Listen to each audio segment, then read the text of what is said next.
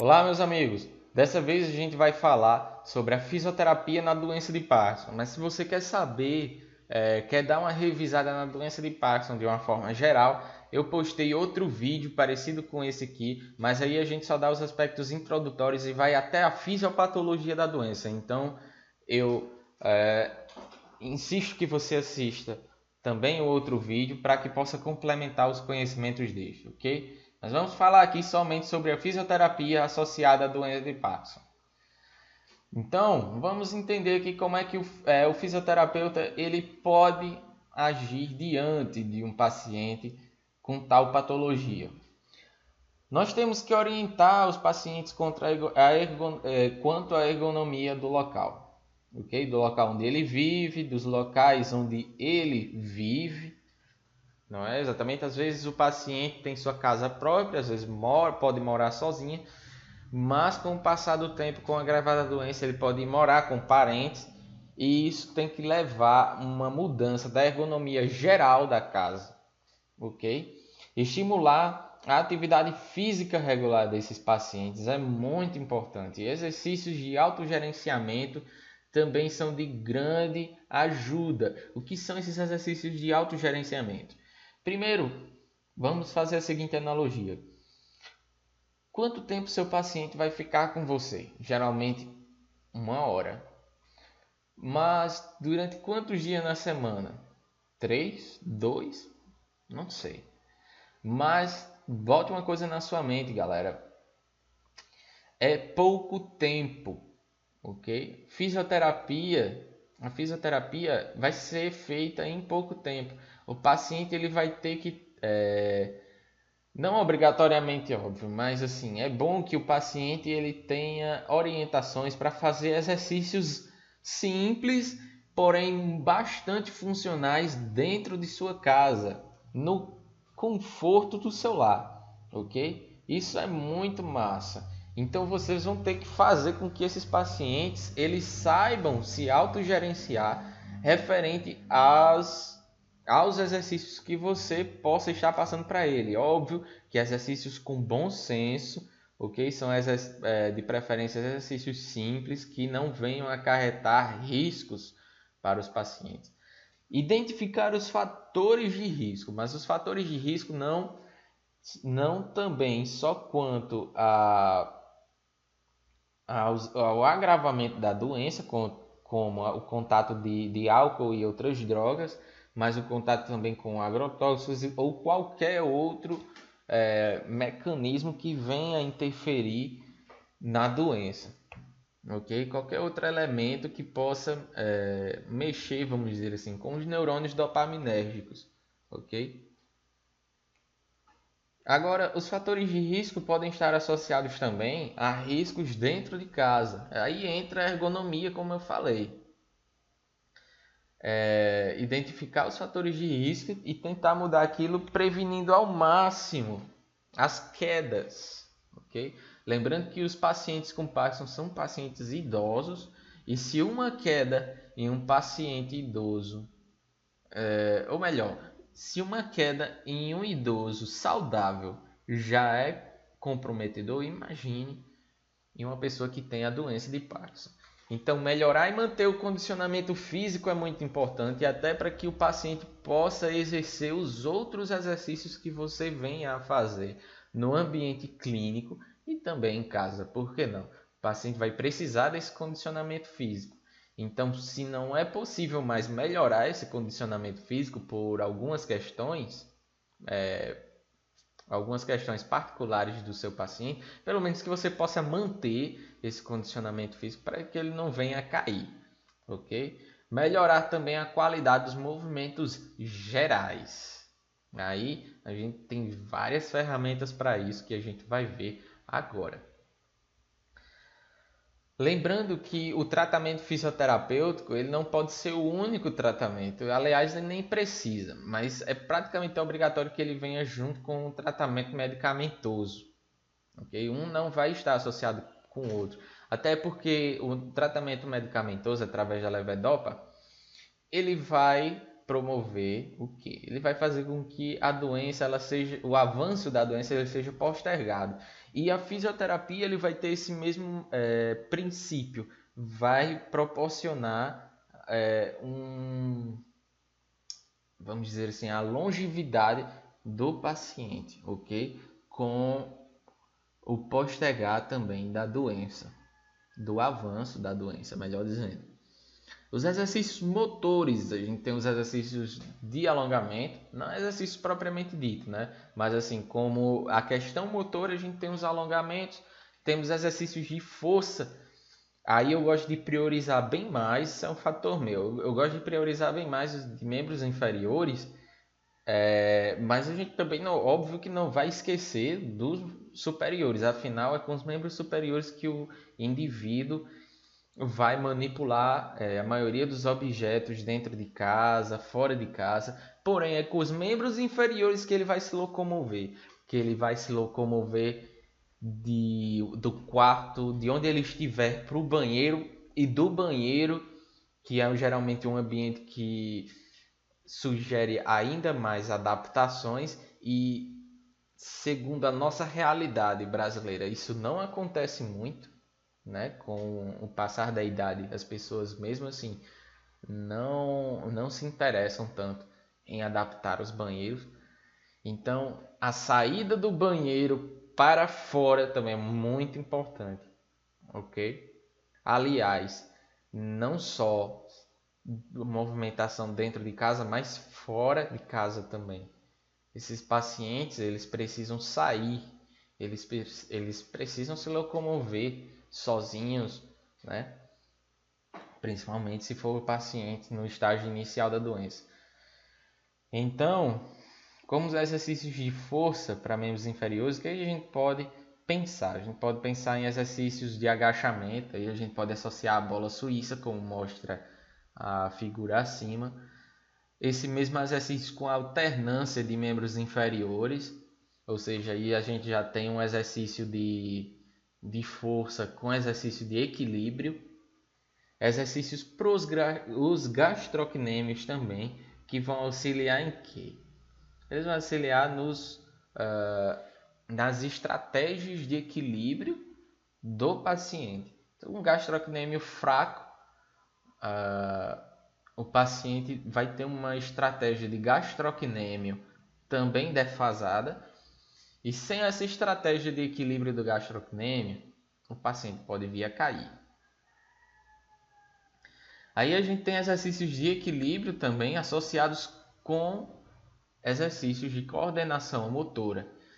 Daí eu dou a dica de utilizar sempre dicas visuais, assim, um ambiente rico em dicas visuais, isso é muito interessante para qualquer paciente da neuro, tá entendendo? Principalmente com pacientes com a doença de Parkinson. Utilizar a Medicine Ball também é muito legal. Inclusive nesse exercício sentado aí que o senhor está fazendo, na figura abaixo, ok? Ele está fazendo o exercício de equilíbrio sentado e junto com coordenação motora, ok? Utilizando essa Medicine Ball.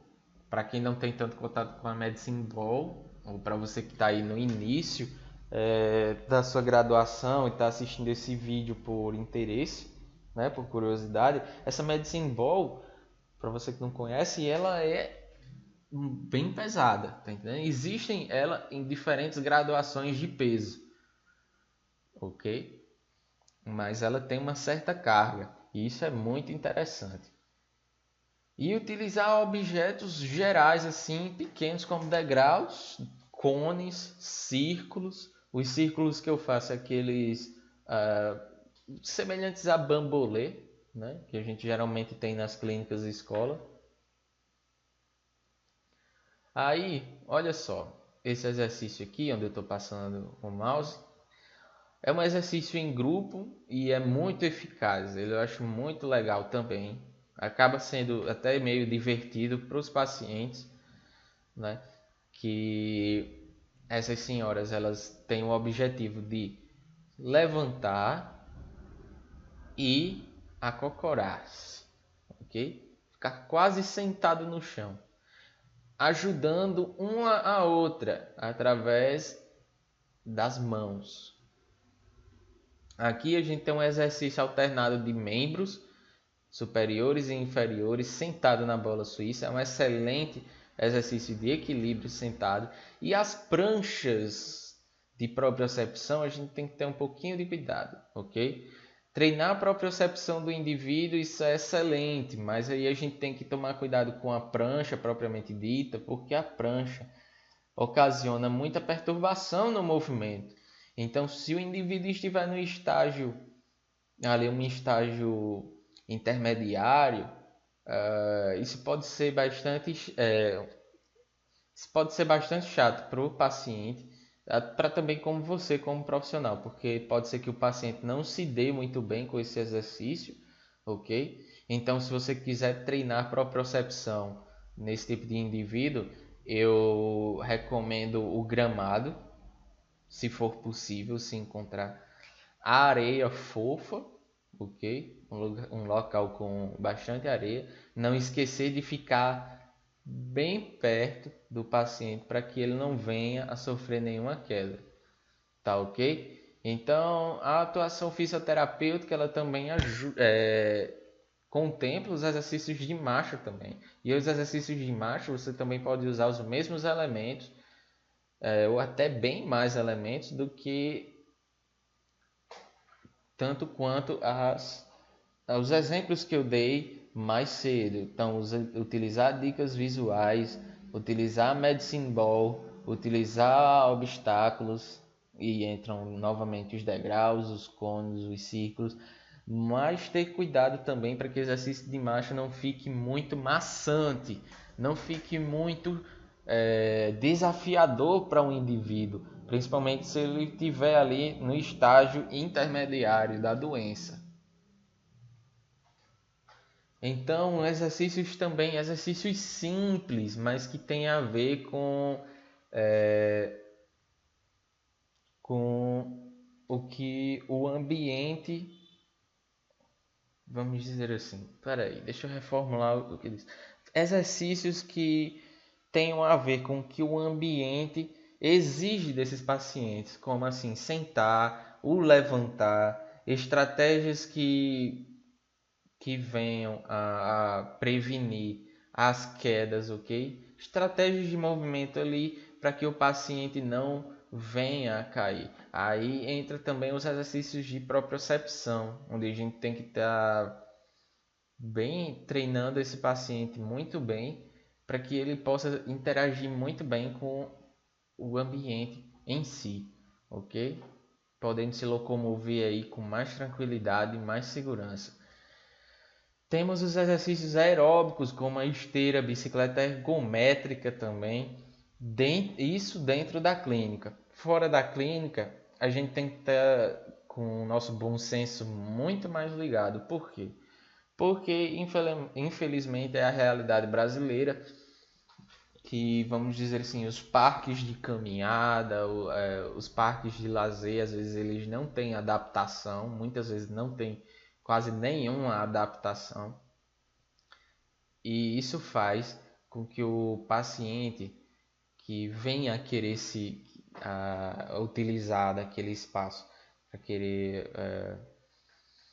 fazer algum tipo de exercício, pode acabar gerando prejuízos maiores. Falta de adaptação, o paciente cai, se machuca, se lesiona e isso vem a calhar lá na sua terapia, ok? Então, pessoal, vamos ter atenção. Atenção geral à segurança do paciente como um todo, tá bem ligado ali ao ambiente, seja na clínica, seja fora da clínica, onde você estiver fazendo a sua terapia. Vamos ter atenção também à idade do paciente para também não querer exigir demais de um paciente que já está ali numa idade avançada, mas também ter cuidado para não exigir de menos de um paciente que pode sim fazer tais exercícios, tá ok? E você com aquela preocupação toda, você que é estagiário, é um medo muito comum, né? Nos estágios a gente fica muito precavido, a gente quer se preservar muito e acaba preservando aliás, acaba menosprezando as capacidades físicas do nosso paciente, assim atrapalhando um pouquinho ali a progressão da terapia, não é isso? A carga também não aí entra também essa questão, não exigir de menos, mas também não exigir de mais, né? Ter o bom senso sempre ligado aí. E também, claro, como eu já venho falando desde o início aqui dessa mini aula, que é o estágio patológico. A gente tem que ter atenção a isso para também não exigir de menos, mas também não exigir demais e não expor o paciente a riscos, ok? Então a gente tem que estar muito ligado. Pacientes, óbvio, no estágio mais intermediário, ele vai estar ali um pouco mais limitado. Então, pessoal, se você gostou desse vídeo, se inscreve aí, porque isso ajuda tanto a gente a fazer novos vídeos, novas aulas. E é isso aí, galera. Valeu, tchau!